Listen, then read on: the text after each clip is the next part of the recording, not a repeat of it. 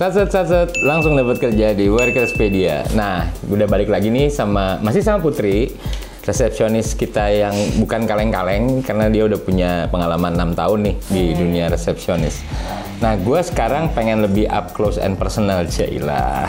Gue pengen nanya lebih detail nih tentang kendala-kendala dan suka duka menjadi seorang resepsionis.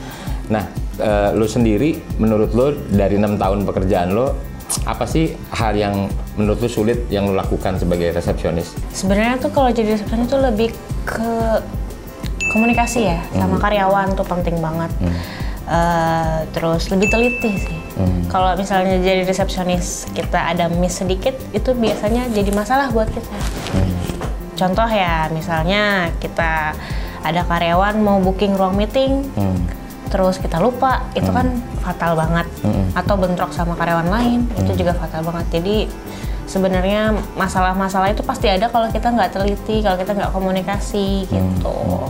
Dari seorang resepsionis kan adalah feedback dari karyawan. Lu sendiri pernah dapat feedback yang kurang oke nggak dari karyawan? Pernah dong. Apa tuh? Waktu itu mungkin saat itu aku lagi mood atau lagi ada masalah gitu. Jadi ada kayak komentarnya atau komplainnya ke atasan aku, itu kok si Putri nggak ramah sih, gitu. Jadi kayak, oh aku kurang ramah ya, jadi evaluasi lagi. Jadi walau seberat apapun masalah kita, menjadi resepsionis itu harus selalu senyum. Iya, harus punya poker face juga ya, mungkin ya. Jadi mukanya tuh harus selalu stabil teman-teman kalau mau jadi resepsionis. Harus bisa jaga emosi ya. Iya, betul. Minimal kalau mau pacaran sama resepsionis jangan bikin pusing ya, teman-teman ya. Kesian dianya soalnya kalau lagi bad mood. Oke, jadi tadi kan gue udah ngobrol nih sama Putri sedikit. Jadi sebetulnya lobi kantor itu memang biasa jadi tempat berkumpul juga orang-orang ya. Jadi resepsionis nih biasanya tahu nih apa-apa aja yang terjadi di dalam internal karyawan. Mungkin nggak sih resepsionis itu jadi tempat curhatnya karyawan gitu? Sangat mungkin. Nah, biasanya apa yang terjadi tuh kalau lu lagi di kantor? Banyak sih, kalau misalnya ada yang curhat tentang pekerjaan, tentang percintaan gitu ya, banyak. Misalnya ada yang satu ngomongin ini gitu kan, terus kita juga ternyata temenan sama dia, kita juga harus poker face-nya. jangan misalnya ada dia diomongin sama si A, ngomongin si B, terus dia ngomong sama si B. Tahu nggak lu si A tadi ngomongin? Gak boleh gitu itu ya? malahan jadi sumber masalahnya di lo gitu ya? Iya. Kalau perselingkuhan juga itu jadi ini ya, jadi hal yang harus ditutupin juga kali ya Iya, mungkin ya, bisa jadi. Karena lu tahu ya keluar masuknya orang seperti apa ya? Iya, biasanya malah kita doang yang tahu. Oh gitu? Di antara mereka berdua kita yang tahu, karena kan kita di depan. Gitu. Tapi kita cukup tahu aja, nggak boleh kasih tahu itu ke orang-orang. Cukup dikit aja. Nah, sekarang kan lagi marak-maraknya pinjol nih, banyak orang yang terlibat pinjol. Nah, itu ada gak sih karyawan-karyawan yang memang misalnya bermasalah dengan itu dan lo harus nge-reject telepon atau misalnya mungkin orang yang datang gitu? Jadi ada beberapa telepon pinjol gitu, nagih-nagih pinjol. Itu awalnya baik-baik, terus kita bilang nggak ada, terus dia nelfon lagi, terus kita bilang nggak ada gitu. Dan misalnya yang ketiga kali dia nelfon lagi nggak ada, pasti dia marah-marah kayak, ya minimal dia ngata-ngatain kita lah resepsionis kayak, gimana sih mbak, masa nggak ada sih? Emotional, damn it! Gitu-gitu kan. Terus kita, ya emang nggak ada pak gitu.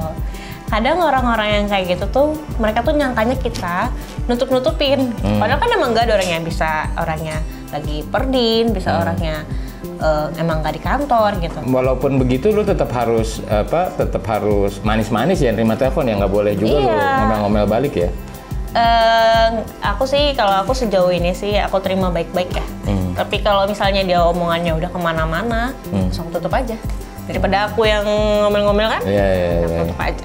Nah kalau misalnya SOP-nya kalau ada tamu yang datang tanpa bikin janji dulu, misalnya tahu-tahu dia datang mau ketemu siapa, atau mungkin kan kalau di kantor juga kan banyak sales ya yang mau datang, itu lo gimana tuh menghadapi hal-hal kayak gitu? Ya kayak biasa lah, kita sambut lah gitu, greeting, terus kita tanya dari mana, perihal apa pak, mau ketemu siapa. Biasanya kalau orang-orang yang datang itu mereka penawaran marketing, misalnya mau nawarin wifi gitu kan. dari perusahaan internet lah, atau dari catering atau dari mana macam-macam sih. Agensi bisa juga datang.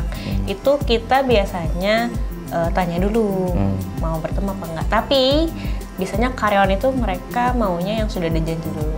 Kan nggak tahu dong karyawan tiba-tiba meeting, tiba-tiba apa. Jadi kalau misalnya ada kayak gitu, sebagai resepsionis kita bilang, mohon maaf Pak, karyawan tersebut sedang meeting atau tidak bisa bertemu karena belum ada janji. Biasanya kita arahkan untuk kirim email gitu. Oke. Nah, kalau untuk pengetahuan bahasa Inggris nih, mungkin kan ada tamu orang asing yang datang. Sejauh mana sih seorang resepsionis harus menguasai bahasa Inggris? Minimal itu conversation ya. Jadi kalau ada telepon masuk, itu kita bisa mengerti dan bisa jawab gitu. Dia maunya kemana, mau apa gitu. Kita bisa jawab, harus bisa jawab. Tapi itu sering ya terjadi ya? Tergantung perusahaan ya. Kalau misalnya perusahaannya yang berhubungan sama luar negeri, atau head office-nya luar negeri, itu sangat amat dibutuhkan. Tapi kalau misalnya biasanya perusahaan dari Indonesia lokal gitu, harusnya orang bulenya bisa bahasa Indonesia gitu. Iya benar. Itu harusnya. Harusnya. Gitu.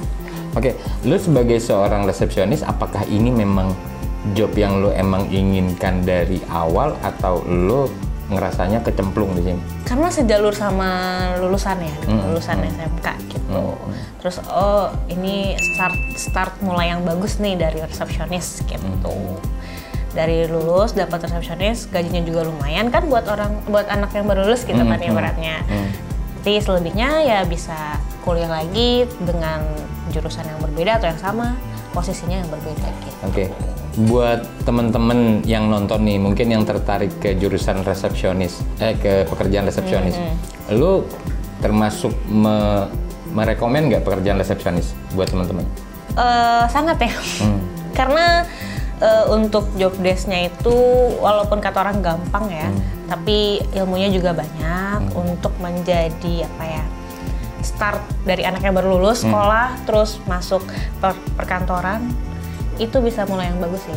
Jadi kan kita bisa dari mengenal kantor tuh gimana, karyawannya gimana, pekerjaannya minimal kita bisa tahu lah. Ya teman-teman, jadi kalau gue lihat karena tadi resepsionis selalu di depan dan selalu menyapa, dia kan tahu ya berarti dinamika perusahaan ya.